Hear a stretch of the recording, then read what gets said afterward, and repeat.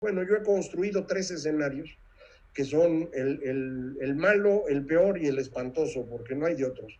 El escenario 1, que es el que sería el menos malo de todos, como pueden observar, trae caídas del 25-26% en los servicios que les comentaba, donde hay una gran cercanía entre las personas.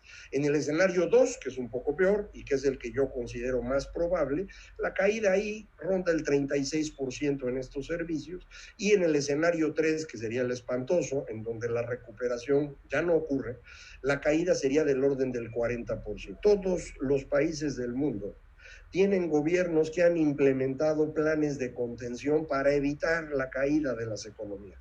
Si nuestras empresas quiebran, los empleos desaparecen y la recuperación se va a hacer extraordinariamente difícil.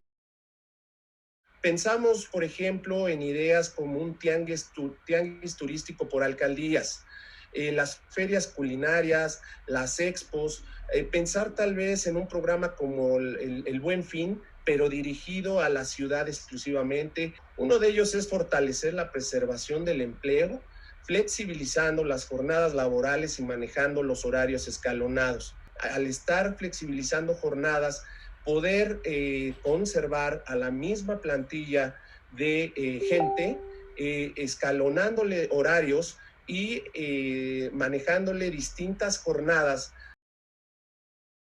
El paquete de ayuda en México no llega ni al 1% del PIB, y si comparamos países parecidos al nuestro, por ejemplo Perú, el paquete de ayuda es del 10%. Y bueno, pues ante esta situación, la Ciudad de México no es excepción, al revés, la Ciudad de México es el epicentro de la pandemia en México. Sin un sistema de monitoreo, difícilmente vamos a poder abrir en condiciones de certeza la economía de la Ciudad de México o de cualquier otra parte del país. Únicamente para documentar, vemos aquí el número de pruebas por cada 1,000 habitantes, donde México tiene de los niveles más bajos del mundo. Se debe de tener la certeza de que el punto máximo de la epidemia fue superado. No podemos reabrir si todavía pues, estamos en una etapa de contagio creciente. Pues eso sería una irresponsabilidad. La reapertura debe de incluir inmediatez, no solo en actividades esenciales, sino también sectores insertos en cadenas globales de suministro. La Ciudad de México en lo particular aporta el 17% del Producto Interno Bruto, pero lo aporta cuando hay crecimiento, y cuando hay decrecimiento deja de aportar. Por lo tanto, debemos de reconocer que al cierre del ejercicio 2019 estábamos hablando de ciclos económicos en un decrecimiento, o realmente llamarle como fase de ciclo económico en una recesión ya entrada en la economía mexicana desde el 2019 y principios del 2020. Por lo tanto, no es el coronavirus el que nos metió en una recesión, sino ya estábamos en recesión en ese momento. ¿Qué tiene que hacer el gobierno para que esta reapertura y la reactivación de la economía sea, vamos a decirlo así, lo más eficaz posible? Pues tiene que facilitar las cosas. Tiene que facilitar las cosas, tiene que darle confianza a los emprendedores, que es, desde mi punto de vista, el error más grave que se ha cometido en esta administración. Que no vamos a reactivar la economía, ¿sí?, de la noche a la mañana. Probablemente esto nos lleve años. Y otro tema interesante, por ejemplo, que aquí en la Ciudad de México también es un tema que hay que tocar, ¿sí?, importante. Una cosa es la reapertura de la economía, ¿sí?, y otra cosa va a ser reactivar la economía una vez que hayan abierto todos los negocios que pudieron, ¿sí?, salir más o menos avantes de estas semanas de prohibición y de cierre.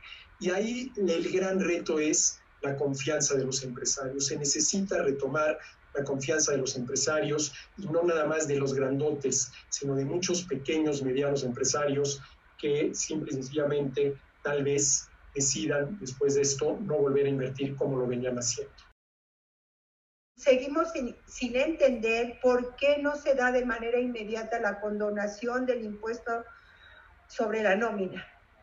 El impuesto sobre la nómina, pues porque necesitamos mantener los empleos. No es mucho, es un tanto por ciento, pero que a los empresarios nos aligere un poco la carga y a los gobiernos pues también les da la certeza de que podamos mantener empleos para pagar otro tipo de impuestos. Y hablando de los créditos, nosotros necesitamos verdaderamente estos apoyos, mínimo a 48 meses con 0% de tasa de interés. Dice, es que Leticia pides muchas cosas. No, no es que pida muchas cosas, es que todos estamos bajo la misma tormenta. Necesitamos hablar del impuesto sobre la renta. El impuesto sobre la renta también en un periodo puede ser susceptible en el ámbito federal de que baje este impuesto sobre la renta para que el gobierno también reciba, pues nosotros proponemos un 18% de algo y no un 30% de nada.